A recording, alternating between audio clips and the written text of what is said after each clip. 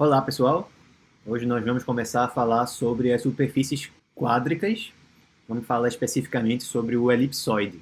Tá? Então, da mesma forma que a gente viu que uma equação geral do segundo grau com duas variáveis, em geral, representa uma cônica, se forem três variáveis, aí a equação geral do segundo grau vai representar uma superfície que a gente chama de quádrica.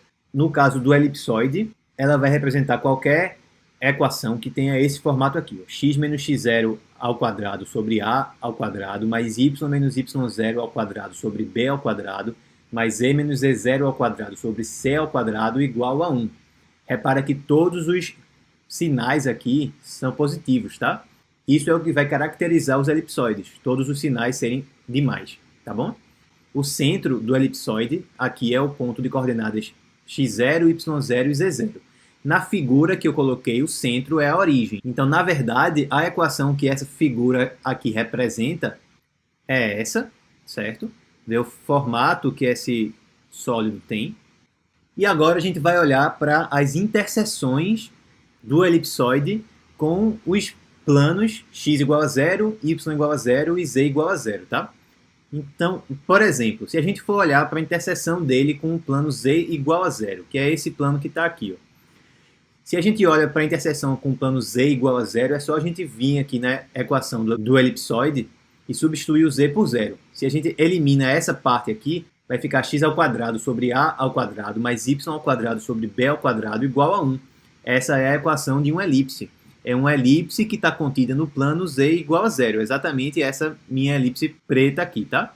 Essa curva aqui que apareceu é a interseção do elipsoide com o plano z igual a 0. E se ao invés desse plano fosse o plano y igual a 0 agora? Aí no caso o meu plano seria esse aqui, certo? Se eu agora fizer o y aqui igual a 0, vai ficar x ao quadrado sobre a ao quadrado mais e ao quadrado sobre c ao quadrado igual a 1. Essa é a equação de outra elipse, só que agora no plano y igual a 0. Que elipse é essa? É essa aqui. Essa elipse verde que apareceu aí na tela agora, certo? E finalmente, o que é que acontece se a gente olhar para a interseção com o plano x igual a 0 dessa vez? Bem, esse aqui que é o plano x igual a 0, se eu zero o x aqui, eu vou ficar com y ao quadrado sobre b ao quadrado mais e ao quadrado sobre c ao quadrado igual a 1. De novo, é a equação de uma elipse, só que no plano x igual a 0. Qual é que é essa elipse? É essa aqui. Aí, observa que essa elipse que apareceu aqui, ela parece muito com uma circunferência, né? E, de fato, é uma circunferência pela escolha que eu fiz para esses números aqui embaixo. A gente botou A igual a 4, B igual a 2 e C igual a 2 para gerar essa figura aqui, certo? Sempre que dois desses denominadores são iguais, aí a gente diz que o elipsoide é de revolução. Por que isso, né? Lembra que em matemática, revolução é a mesma coisa que rotação. Então, esse elipsoide aí, eu posso gerá-lo a partir da rotação de uma elipse em torno do eixo x, que é esse eixo aqui, tá? É o eixo que é perpendicular ao plano que a gente está olhando. Se esse aqui é o plano x igual a 0, então esse eixo é o eixo x.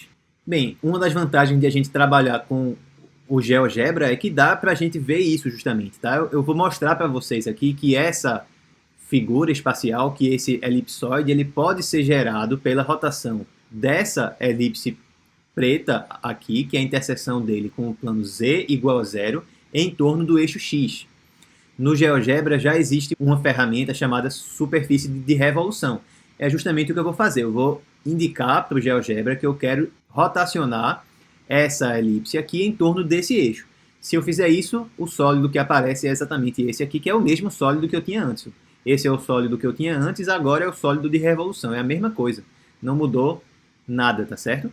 Então, ó, aí é o sólido original, aqui é o sólido de revolução. É exatamente a mesma figura.